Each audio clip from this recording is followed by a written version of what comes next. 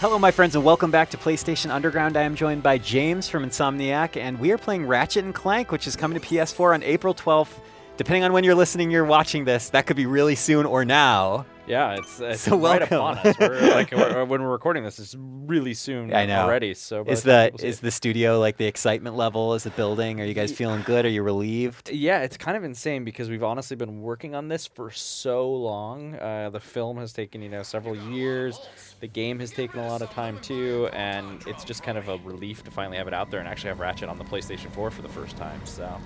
And it's so gorgeous. I mean, you and I have talked already, and I don't go back with Ratchet as far as the original days, but I joined in kind of on the Future series, and I've been really excited about this game because, this Ratchet and Clank is, I don't want to say a return to form per se, but it's a revisiting the origin story of this famous PlayStation duo, and, obviously using the power of the PS4 to deliver Insomniac's classic, gorgeous visuals and great weapon design. There's just so much to talk about. So kind of walk me through some of the basics. Yeah, so, we had always wanted to make a Ratchet and Clank movie. And so that was kind of where everything got kick-started. And we had this movie happening, and oh yeah, coming to actual theaters. It'll be in theaters on April 29th in North America, and coming to a lot of other countries too soon after.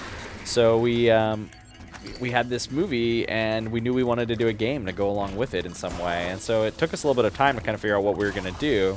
And a big thought was, well, the movie, is going to introduce a whole new audience to Ratchet and Clank. Well, let's do the same thing with the game, and let's go back to the origin story like the movie's going to do. But we knew we also just didn't want to, remake the original game and just do like an HD up-res or something like that. We knew we wanted it to be something special for our fans. So we spent a lot of time kind of basically rebuilding the original game from scratch in a lot of ways, but it's really completely new. If you think back to that 2002... Wait, hold on. I want to I want to guess how many times it'll take you to fit this fish.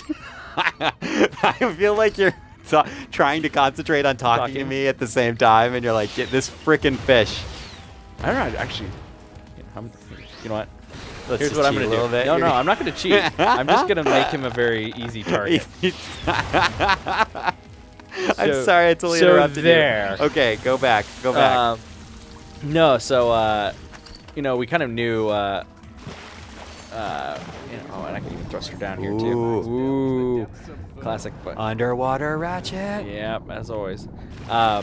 So yeah, we knew we wanted to, retell that origin story, but we knew the movie was going to introduce some new plot elements, and so we knew we had to kind of go back. If you think about the 2002 Ratchet and Clank, that was a game that was, very kind of crude in terms of Ratchet standards. If you played it in the HD collection on PS3, don't say that. Well, no, but think about it. Like, that was our first time out, and we iterated a ton since then. So like back then, you couldn't strafe. The weapons didn't level up. So, everything was a gadget, actually, technically. I don't think they were even called weapons. Everything were gadgets. So the enemies are completely different, and so in this game, just, updating it to modern Ratchet controls means we basically had to modernize the entire thing to make it all work, because there's just no way to, make Ratchet and Clank, feel like there's no way to make that game. Let's just remake that game and make it feel like modern Ratchet and Clank. Essentially, you really needed to start from scratch. Right, those enemies, need to behave. If Ratchet can strafe and like shoot normally, the enemies are all have to be completely different, and all the setups have to be reworked. Like all of that has to be redone. And so then the movie features weapons from across the series, so we knew the weapon arsenal was gonna, do that, but basically be completely different from the weapon arsenal in the first game. And so we spent a lot of time kind of figuring out what those elements would be, and basically rebuilding everything from scratch. We didn't like import the old game or anything like that. We rebuilt all the levels and assets, and there's some brand new planets, there's brand new weapons and enemies, there's cutscenes from the there's 60 minutes of new cutscenes, plus there's about 20 minutes of the film footage is in the game as well, so you'll see little bits of the film to tell some key story moments. And really as a whole, it just feels like, if you're a fan of the series, this will feel really familiar in places. You'll go to planets and locations you remember and have some story elements you remember, but at the same time, it's also going to feel really fresh and new, and that was one of the big keys for us. And I feel like the classic question with you guys, which I'm sure you've answered maybe 5 billion times, is about weapons. It's about like, oh, what are the cool Insomniac style weapons in this game? I see some familiar ones, but there's also I think you guys are going to be adding a couple new items here and there For as well, sure. right? So if let's see, I did buy it, didn't I? Oh, maybe I didn't buy it. Maybe I just bought Mr. Zircon. So we have one that if we get enough bolts, maybe I can buy it before we get done here, and that's called the Pixelator, and that's a brand new weapon for this game. And the Pixelator is just this terrific gun that turns everything into old school pixels, and it's kind of funny because it's actually an idea we had back on the PS3, but it's really hard to make beautiful assets look bad. Exactly. It takes a lot of processing power to turn them into little boxes and voxels essentially. So we spent a lot of time working on that, but it turned out really well, and they explode in this like shower of pixels, and it's just really fun. And there's all these like old school video game effects with it, and it's just something we were really, that we think is really fun, and definitely is like a classic. Man, that's embarrassing. Oh no! I keep getting caught on those guys while talking. All right, well, let's do this for real. You the amount of crap I'm gonna get when this goes out is gonna be unreal. Who knows? Maybe people will celebrate how real of an insight into Ratchet and Clank this is, or we'll just cut it out. Doesn't matter. Oh, well, it could be good too.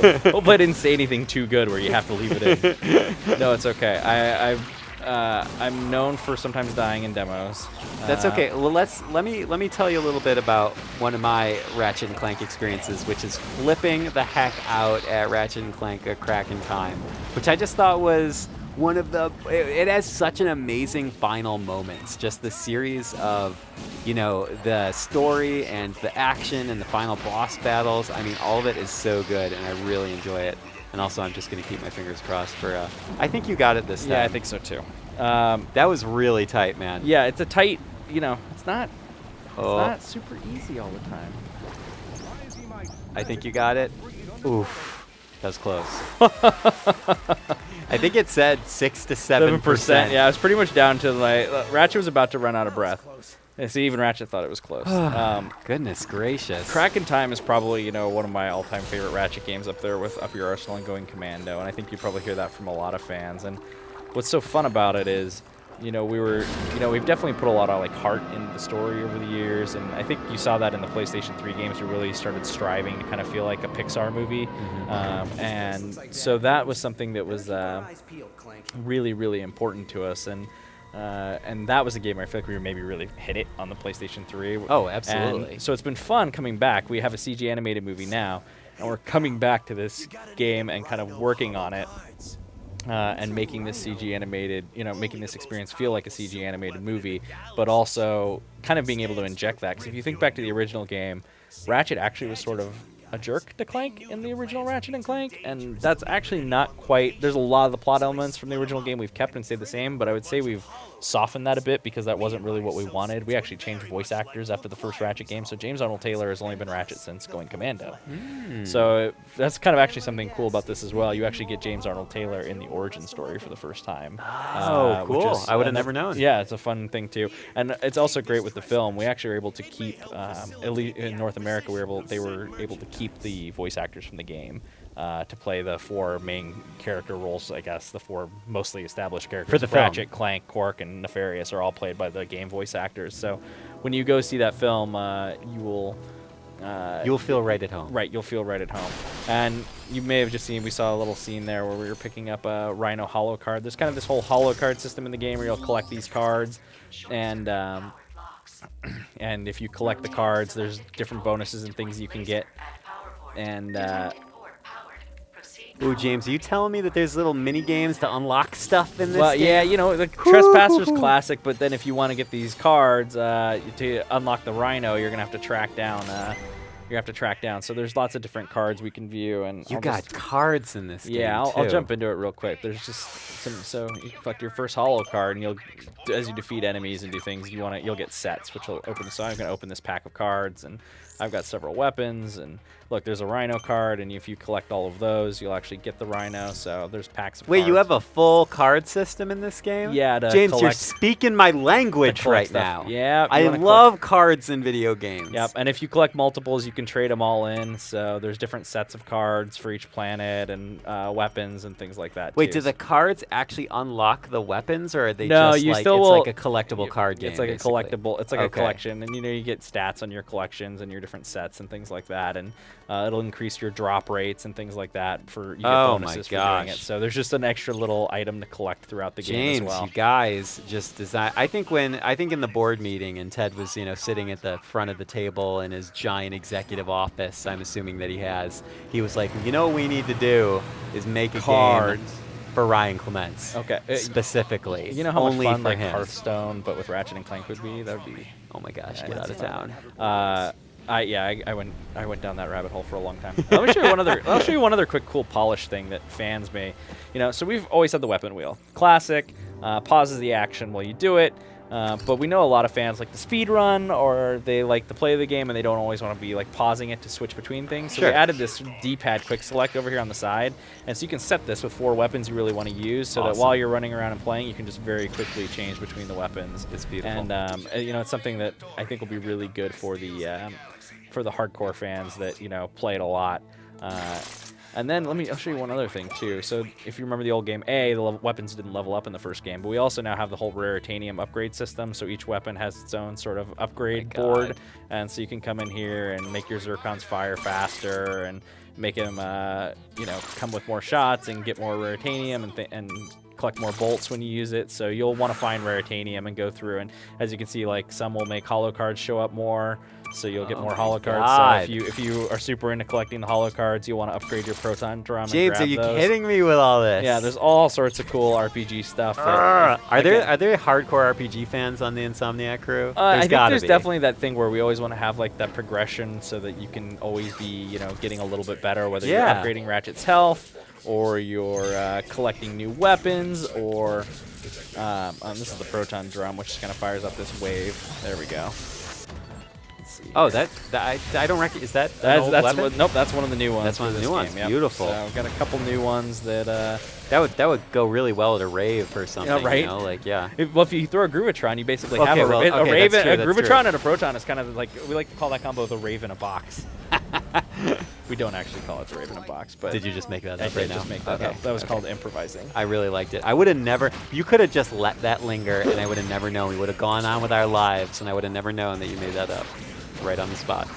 And we got classics like I love the flame effect on this. Yeah, that looks fantastic. I mean, the whole game, the Insomniac crew is just, I would like to say, renowned for its ability to get that feeling of an animated movie, but having it be in real time in game form. Well, let me tell you something. Like the PlayStation 4 is so powerful that we have all of this capability to do some amazing stuff. In our stylized world, we definitely know how to make the best of it, and we know how to make Ratchet art look good. We've spent a long time making Ratchet games, so that helps for sure. But man, the power of the PS4 is awesome, and we're able to do this at 1080p, and the amount of like effects and lighting and motion blur and things like that we can put on is just absolutely unreal, and stuff we only would have dreamed of on previous consoles. So it's pretty exciting to really be able to tap that system and kind of use its power, and I think our engine looks really beautiful running in it, so it's really really, does. really exciting Absolutely. to see it.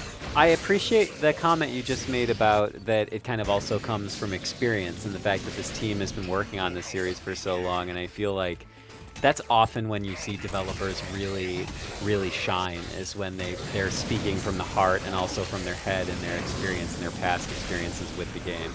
Yeah, with the series. I mean, you have guys that have been working on this series since before the first game and worked on Spyro, and then you have other people, that definitely came in, early in the PS2 era. So we have some significant experience making Ratchet and Clank, and some serious talent. It enables us to do things that I think we can make a game so efficiently because we just know what we're doing, and I think that's really something special because we can get a lot more bang for our buck even just making the game and being able to make something really big and special for our fans and do it.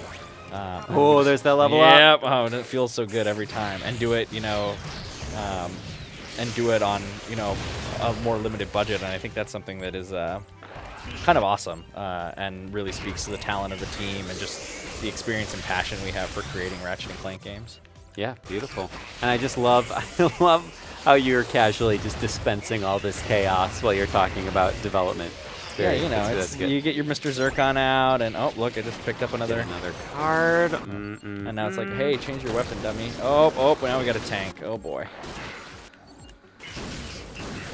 You're handling yourself very well, though. Well, I mean, as long as it's not a timed running challenge from water, I'm fine. As long as it's Ratchet not, combat? As long as it's not a single slow-moving fish or a timed water challenge, James has it on lock. You know, it's really ever since Teenage Mutant Ninja Turtles on, like, the NES, like, the sewer levels always get me down. But once I'm out on the streets, it's fine. when you hit the streets.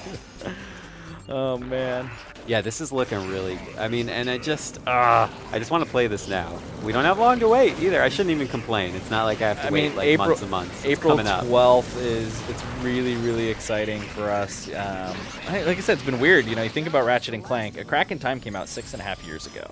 So that's how long it's been since we've had kind of a full story-based disc Ratchet and Clank. We had, had All for One, which is 4-player, and we had the side games, Full Frontal Assault and Into the Nexus. And if you haven't played Into the Nexus, you should. I think it came out right after the PS4 did, so it kind of may have got a little lost for some fans in the excitement of PlayStation 4 launching. But we have, even that was still, 2.5 years ago, almost, or a year. So it's been that's so wild. It's been a while since there's been a Ratchet and Clank adventure, so it's going to be really fun just to get out there and have this game out there for all our fans and PlayStation fans to play. And it feels like there's a lot of people that haven't played a Ratchet game in a while that are kind of looking forward to getting back on it. So that's something that's got us really excited too.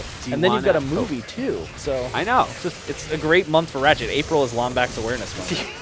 Do you want to jump into another planet and just show it right before we end? So they already cleared this planet out before we played, so we're not going to get to show a ton of it here. But we'll check out the view. This can kind of be the nice final view that we take before we end our episode. I'll talk about this real quick though. This is kind of cool because the movie and the game definitely were sort of made simultaneously, and so a lot of things are combined or work together. So for instance, Drek's homeworld in the original game was this poison planet, and then there was also the robot factory world, Quartu, which is where Clank was made, and we combined those. So you actually will see it's this beautiful thing where you'll see the robot factory, and but it's the same polluted planet you see in the movie, and we brought all that art into the game. This is the Hall of Heroes, this building behind Ratchet here, and this area was an area that was created for the game release or for the movie, and was and is an important location because that's where the Galactic Rangers are based out of.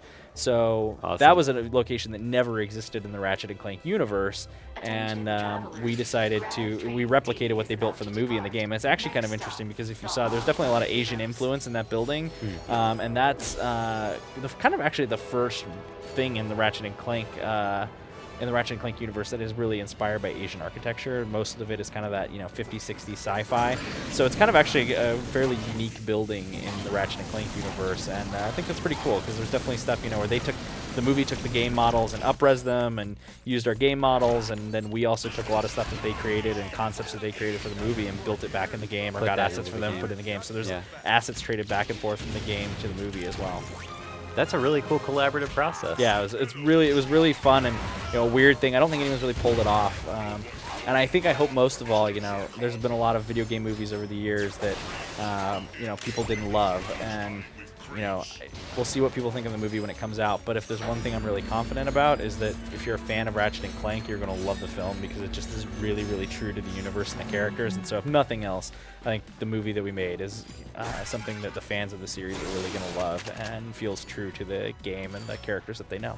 Well, you know what else I love? That Ratchet and Clank is coming to PS4 on April 12th. We did it, James. Yeah, we did it. Thank you. Just right in time, sort of. Right. Thank you so much for being here. Yeah, thanks for having us. Ratchet and Clank PS4, April 12th. Movie, April 29th. In theaters. Lombax Awareness Month. Yep. Thank you so much for joining us on PlayStation Underground. We will see you next time. All right, later.